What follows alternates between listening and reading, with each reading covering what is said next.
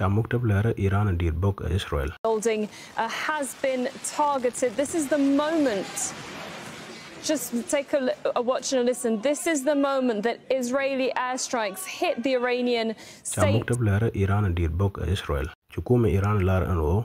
Chamuktab lera dementually Iran Islamic Republic News Network Bok Israel.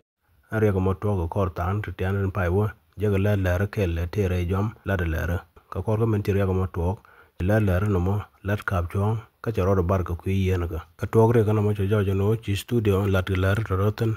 Roda gar kadwal mijit yango tur kana tamante entira waktan chalarbano kan pegre kamen chitwok kanetin lat kamuktab laro no mo nanga jogo ariya mo cha jojo no lada Israel kalar in charge ka BBC